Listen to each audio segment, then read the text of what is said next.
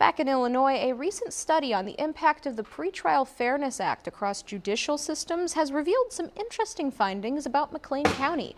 Loyola University researchers studying the Pretrial Fairness Act say McLean County detains defendants before trial more often than most Illinois counties. University professor and researcher David Olson presented these findings to the McLean County Criminal Justice Coordinating Council last week, where he says the study found McLean County's number of people in jail is larger than the number of those on pretrial supervision. Olson also says the data shows more people are released on supervision in other counties.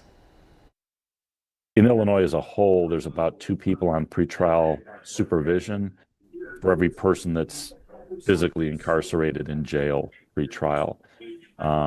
In McLean County, it's kind of the opposite. For every 2 people in jail, there's 1 person on pretrial supervision.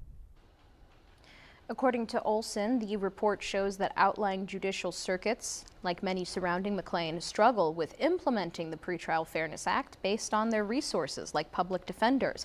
25 News reached out to the McLean County State's Attorney and Sheriff for comment. They have not gotten back to us yet.